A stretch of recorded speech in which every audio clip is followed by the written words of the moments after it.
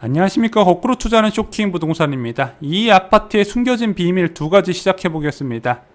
자, 올해 분양 최대어라 불리는 레미안 원베일리 분양이 시작됩니다. 대한민국에서 가장 집값이 비싼 위치에 분양하는 대단지 아파트예요. 무려 3,000세대 규모의 대단지 아파트가 정말 오랜만에 분양 시장이 나오게 됩니다. 그만큼 많은 사람들의 관심을 받았습니다.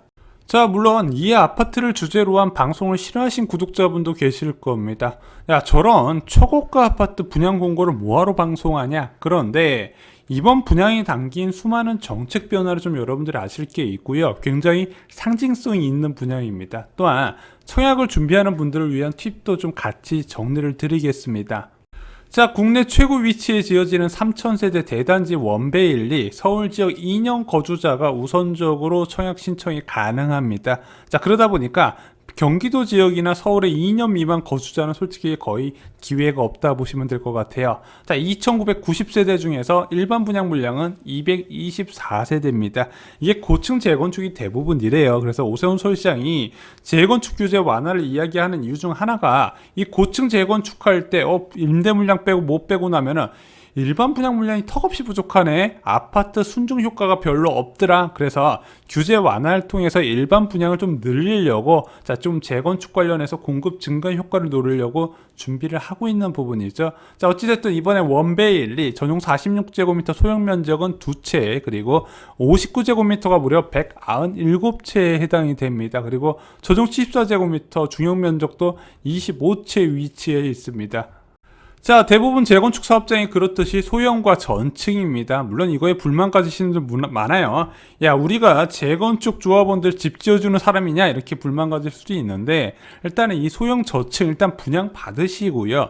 분양 받고 팔아서 그 아파트 단지의 중형이나 고층으로 갈아타시면 됩니다. 솔직히 아파트 단지에서 저층이나 고층 아파트 가격 차이 뭐 5% 미만으로 차이가 나잖아요. 근데 분양을 안 받아버리면은 나중에 이것을 갈아타는 것 시도 자체를 못하게 됩니다. 일단 분양 받는 게 중요하다. 소형 아파트 받고요, 나중에 중형 면적으로 갈아타시면 돼요. 돈 더 버시고 대출 받으셔서 그렇게 청약은 접근을 하셔야 되지, 처음부터 완벽한 주택을 받겠다, 서울 지역 청약에서는 굉장히 불가능한 이야기입니다. 자, 그럼 가장 중요한 분양가는 얼마일까요? 솔직히 이 분양가는요, 올해 1월에 어느 정도 확정이 됐었죠. 왜? 이 원베일리 분양가 때문에 대한민국이 뒤집어졌으니까요. 일단은 전용 59제곱미터는 한 12억, 13억대에서 14억까지 보시면 되고요. 전용 74제곱미터는 17억대 보시면 될 것 같습니다. 자, 이거 보시면서 야, 말도 안 되는 금액이다 하실 수도 있겠지만, 자, 이 지역이 대한민국에서 가장 집값 비싼 지역 중 한 곳이잖아요. 전용 59제곱미터 주변 시세가 24억 5천, 25억 이렇고 있습니다. 자, 그러다 보니까 분양 가격의 주변 시세 60%가 안 돼요. 50%대입니다. 옵션 비용 추가해봤자 60% 수준 간신히 나온다는 겁니다. 그러다 보니까 사람들이 관심을 가질 수밖에 없는 거예요. 자, 지금 많은 분들이 착각하시는 게, 야, 이 17억 아파트 누가 사? 13억 아파트 누가 사? 이런 거 살 수 있는 사람들이 많은 것이 지금 한국 부동산 시장의 근본적인 문제라고 말씀드렸어요. 돈이 없는 무주택자보다 어느 정도 현금 창출 능력이 있는 무주택자가 청약 시장을 떠돌고 기존 주택을 매수하니까 이 부동산 불안이 안 가라앉는다 말씀드렸습니다. 어떻게든 돈 끌어다 써서 산단 말입니다. 아직까지 청약 시장에서 공급이 절대적으로 부족한 부분, 그래서 원베일리는 누가 봐도 청약 경쟁률 엄청 높을 거다 예상할 수 있는 부분입니다. 자, 청약 일정은요 6월 17일입니다. 1순위 청약이 있어요. 자, 그리고 9억 초과 주택이라서 얘는 특별 공급이 없습니다. 그냥 바로 1순위로 넘어가요. 자, 그러다 보니까 9억 초과하는 주택 특별 공급 해당이 안 되시는 분들은 청약에서 기회 잡기 좋으신데, 문제는 서울 지역의 청약 자체가 부족해요. 아까 말씀드렸다시피 이 재건축 아파트를 통한 공급이 고층 재건축 중심으로 이제 전환되는 타이밍인데, 이 고층 재건축에서 일반 분양 물량이 턱없이 적다 보니까, 자, 아무래도 청약 경쟁률이 계속 올라가는 결과가 나온다는 부분이죠. 자, 그래서 이 부분은 좀 제도 개선이 좀 있을 필요가 있다, 개인적으로 또 이렇게 생각을 하고 있습니다. 자, 어찌됐든 원밸리 분양 공고가 중요한 두 가지 이유가 있습니다. 첫 번째는, 자, 얼마 전에 이런 기사 보셨죠? 10억 로또 반포 원밸리 실거주 의무를 피했다는 내용입니다. 자, 그래서 전세에 나서 잔금 낸다, 이런 기사 보셨을 겁니다. 이게 어떤 내용이냐면은, 자, 레미안 원밸리는요, 민간택지 분양가 상한제 지역이에요. 자, 정부에서 이 민간택지 분양가 상한제 적용되는 동하고 구를 지정해 놨습니다.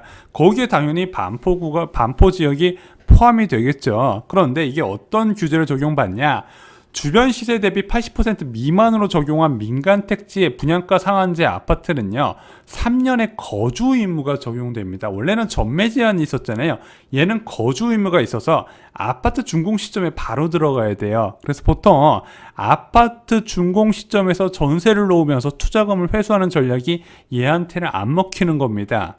자, 그동안 청약 경쟁률이 높았던 주요 이유 중 하나는요, 이 청약 시장의 투자 수요 유입이 가장 큰 원인 중 하나였습니다. 자, 왜 그러냐면은 지금 아파트 분양가가 좀 시세 대비 많이 저렴하게 공급되잖아요. 그러다 보니까 입주 시점에서는 이 전세 가격이요, 거의 분양가 수준까지 책정이 되게 됩니다. 그러면은 거의 입주 시점에 내가 이 아파트를 사는 금액을 전세금으로 대법원 회수가 가능하다. 더 나아가서는 아파트 계약금만 납입할 능력만 있으면은 아파트를 살 수 있는 결과가 나오게 된다는 거죠.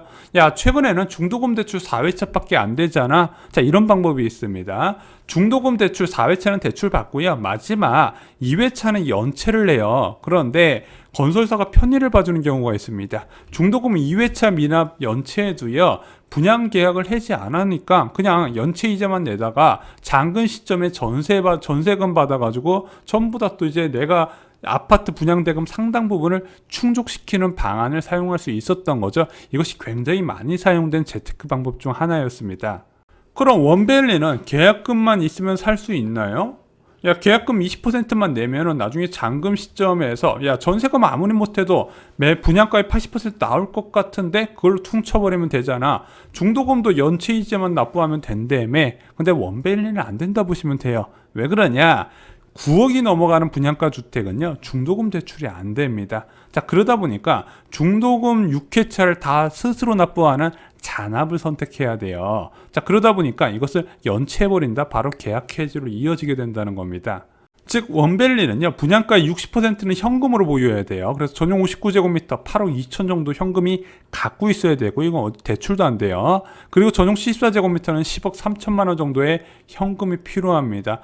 그리고 이 중도금 미납했을 때 그냥 연체이자만 내는 거는요, 과거에 청약 경쟁률이 그렇게 높지 않아서 어떻게든 입주자를 잡으려고 했었던 계약 건설사들이 있었던 시기죠. 지금은 그렇지가 않아요. 청약 경쟁률이 너무 높다 보니까 바로 중도금 미납은 계약 해지로 이어지기 때문에 주의하시는 게 좋습니다. 아까 말씀드렸던 방식은 이제 더 이상 먹히지 않고요. 특히 원밸리는 더욱더 적용이 안 됩니다. 자, 혹시나 해서 청약 넣지 마시기 바랍니다. 왜냐, 당첨 포기하면요, 10년간 재당첨 제한에 걸려요. 예전에는 5년이었는데 이게 더 늘어났습니다. 게다가 아까운 통장만 날리기 때문에 절대 한번 찔려보고자 하는 청약은 넣으시면 절대로 안 됩니다.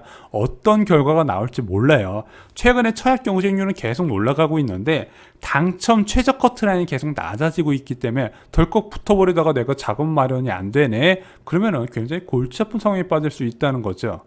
자, 그리고 원밸리 아파트 분양이 중요한 또 하나 이유가 있습니다. 자, 분양가 책정 방식, 서울 지역은 두 가지가 존재해요. 첫 번째는 원밸리 아파트 같은 분양가 상한제 제도가 있습니다. 자, 신도시 같은 공공택지에 적용되고요. 민간택지 중에서도 지금 정부가 지정한 곳은 민간택지 분양가 상한제가 적용됩니다. 그 외에는요, 규제지역은 허구의 고분양가 사업장 심사 제도가 적용이 됩니다. 자, 이 분양가 상한제는 어떻게 분양가를 책정하냐?